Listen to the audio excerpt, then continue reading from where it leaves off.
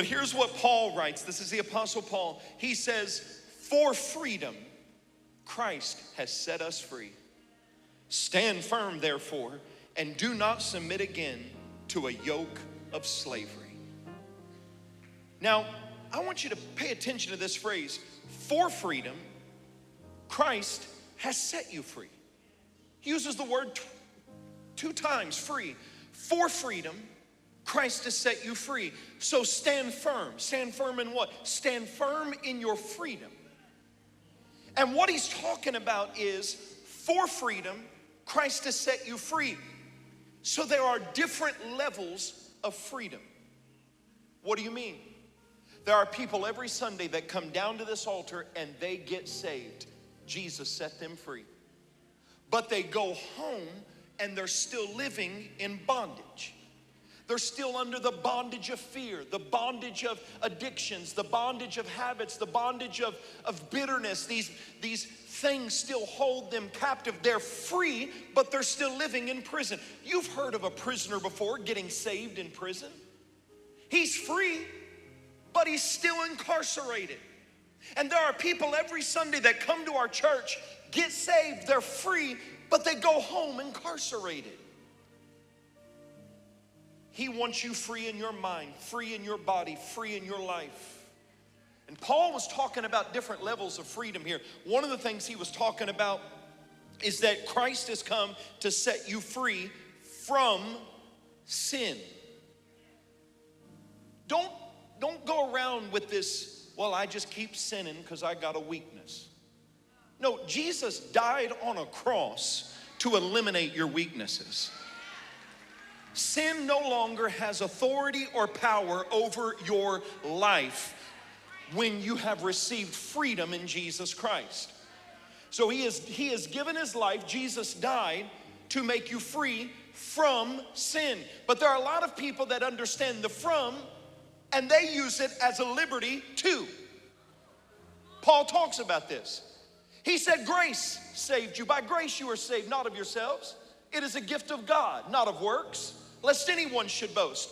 So you were saved from your sin. But some people use grace as a license to continue sinning. And they say things like this: well, where sin abounds, grace does much more abound. So he's got me covered for what I did Saturday night. Folks, for the freedom that Jesus Christ gave you was not for you to continue in the path or the habits or the sin that he saved you from. That's like the warden opening the prison cell saying you can go home, but you still want to sleep on that bunk.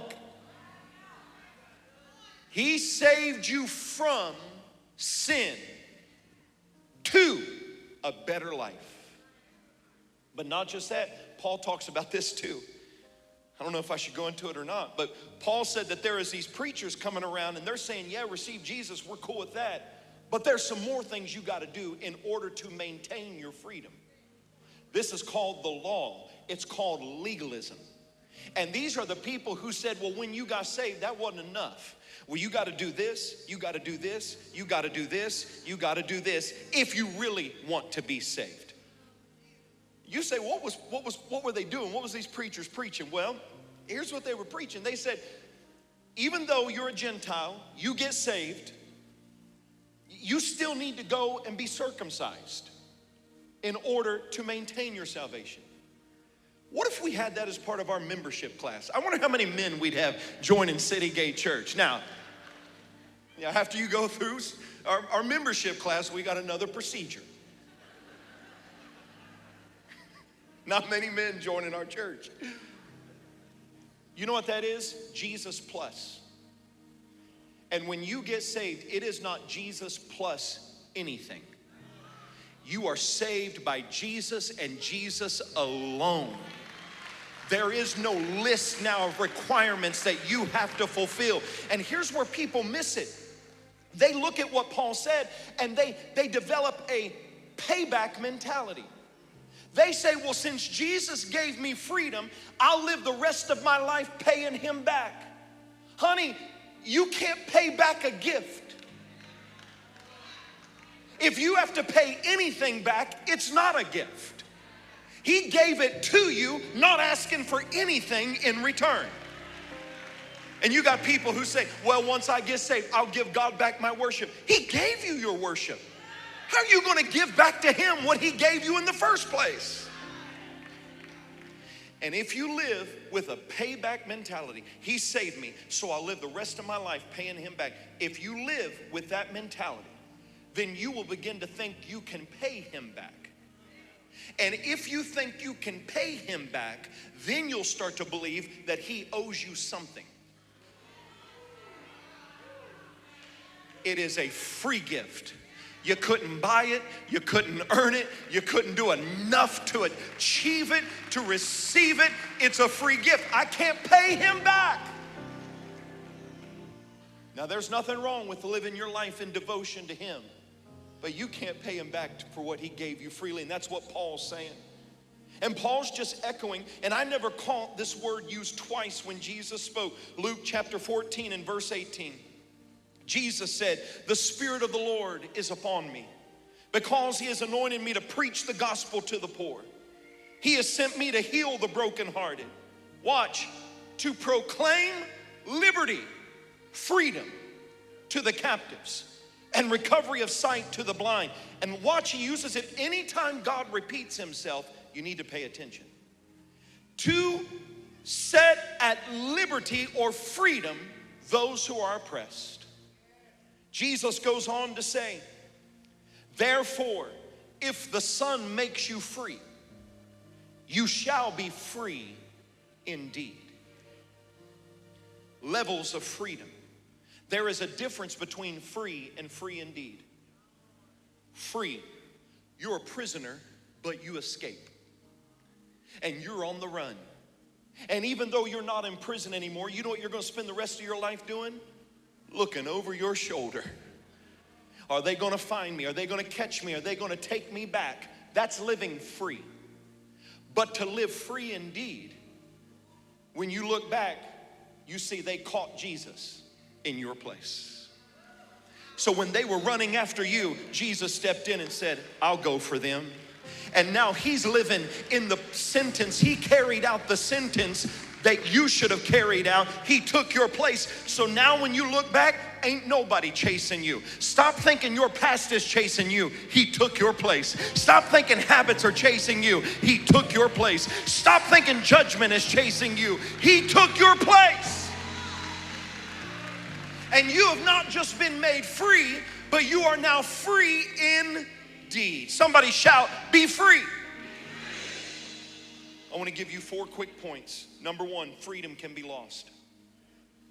You can have freedom and lose freedom. You can forfeit everything that Jesus paid a price for.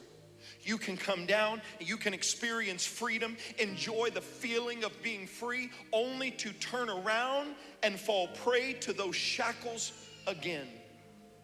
Do not return to the sin and the stuff that Jesus brought you out of. Number 2, freedom can be taken for granted. You can get used to your freedom and not appreciate it. Every day of your life, you ought to be thankful that you live in a free country. But not just that, as a believer, you ought to be thankful for what Jesus has done in your life. And when what Jesus has done for you, he starts to do it for other people, you ought to be thankful for that. Don't take it for granted. Here's the big idea. What you appreciate grows. What you take for granted goes. Number 3, freedom must be celebrated and protected, because freedom ain't free. I'm so thankful that we have freedom, and I'm so thankful for what we've been experiencing. And we're a church that lives full of anticipation, what God's going to do. But I've always made it a point, don't get so far into anticipation that you have no time for celebration. Do you realize what God has done in our church in the last 2 months? Do you realize that not just a few, but well over 350 people have received the baptism and the infilling of the Holy Ghost? Do you know people have been saved? and set free. Do you know we had a youth camp that absolutely transformed our teenagers and our young people, and now we got kids going away and they're going to have an encounter with God? Do you know we're going to have about 100 people by the time the day's over that's going to take the plunge and be baptized? Somebody needs to celebrate the freedom that Jesus Christ is pouring out on the people of Citygate Church.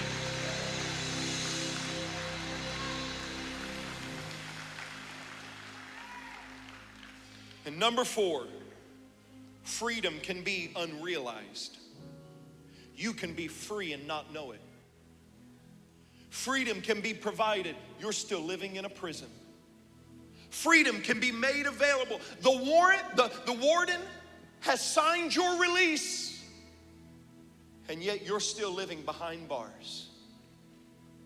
July 4th, 1776, the wheels of freedom began to turn. A foundation had been laid. It was called the American Experiment. But not everybody was free. So in the 1860s, a civil war was fought. 360,000 Union soldiers died and gave their lives for one cause: every man, every woman to be free. Abraham Lincoln signed the Emancipation Proclamation declaring that all slaves were to be set free. He signed it January 1st, 1863. But it was not until Union soldiers arrived in Galveston, Texas, June 19th, 1865. And when they got there, there was still people walking around in chains. Think about it. 2.5 years earlier, their freedom had been signed, but they didn't know it. Until these soldiers showed up and said, "What are you doing? Your freedom has been provided." And in that moment, the chains fell off and they walked away free men, free women. Because freedom can be unrealized. And could it be that there is a place and a person in your life that has not heard the message of freedom? Well, my Bible tells me that the Spirit of the Lord is upon me because He has anointed me to proclaim freedom to the captive. And I need somebody, if you've got a lost son or daughter, call their name and declare, "Be free." If you got a lost loved one, call their name and declare, "Be free." If you got a friend that's not saved and they're living in bondage, call their name and proclaim, "Be free." I need somebody to proclaim freedom over Forest Park. Say, "Be free." Be free, Cincinnati. Be free, Dayton. Be free, Indiana. Be free, Kentucky. Be free, Mason. Be free, Westchester. Be free, every high school, every junior high, every middle school, be free to this tri-state area. We are anointed to proclaim, "Be free." Somebody give God a big praise.